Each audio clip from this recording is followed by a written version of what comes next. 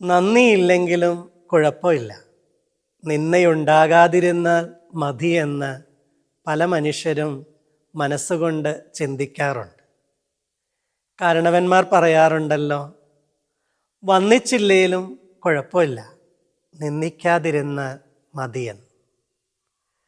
നന്ദി ആരോട് ഞാൻ ചൊല്ലേണ്ടു എന്ന പാട്ട് എത്ര ആവർത്തി നമ്മൾ പാടിക്കേട്ടിട്ടുള്ളത്.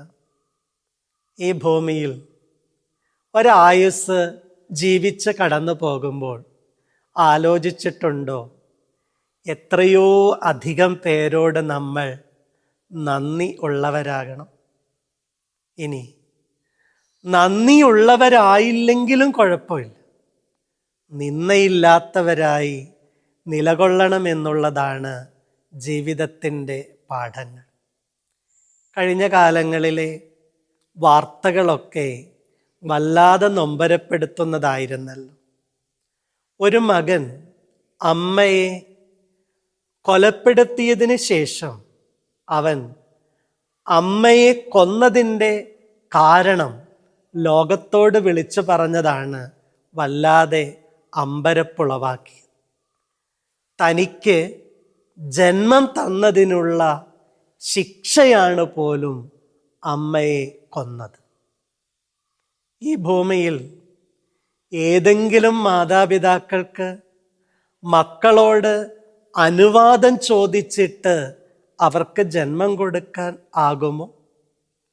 ഏതെങ്കിലും അക്ഷയ കേന്ദ്രത്തിൽ പോയി അത്തരത്തിലൊരു അപേക്ഷ കൊടുക്കാൻ പോലും പറ്റില്ല.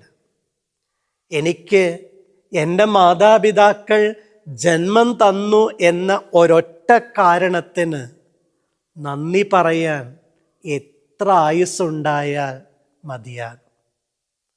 ആരോടൊക്കെയാണ് നമ്മൾ നന്ദിയുള്ളവരാകേണ്ടുന്നത്? പ്രായത്തെയും സ്ഥാനത്തെയും മാനിക്കുന്ന പവിത്രമായൊരു പാരമ്പര്യം നമുക്കിടയിൽ ഉണ്ടായിരുന്നു.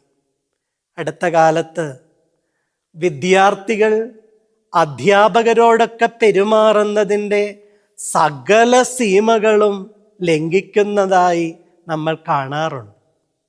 പത്രത്തിൽ വന്നൊരു വാർത്തയുടെ തലക്കെട്ട് വല്ലാതെ അമ്പരപ്പെടുത്തുന്നതായിരുന്നു. ഇങ്ങനെയായിരുന്നു ആ തലക്കെട്ട്: കയർക്കുന്ന വിദ്യാർത്ഥിയും വിയർക്കുന്ന അധ്യാപകരും. സത്യത്തിൽ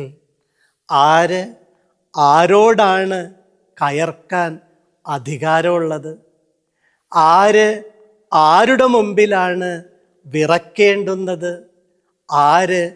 ആരെയാണ് വിറപ്പിക്കേണ്ടുന്നത് എന്ന് പോലും ചോദ്യചിഹ്നമാവാം. ഈ നോമ്പ് ജീവിതത്തിൽ ഒരു സ്നേഹശാഠ്യം ഉണ്ടാകട്ടെ.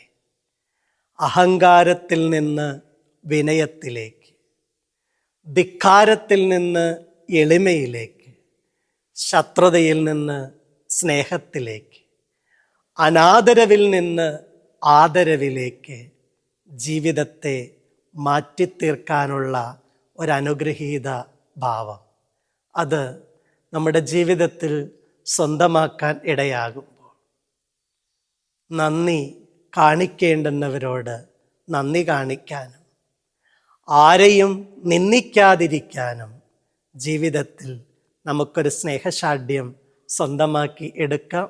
ഈ നോമ്പ് ഏറ്റവും അനുഗ്രഹിക്കപ്പെട്ടതായി തീരട്ടെ. ദൈവം എല്ലാവരെയും അനുഗ്രഹിക്കട്ടെ.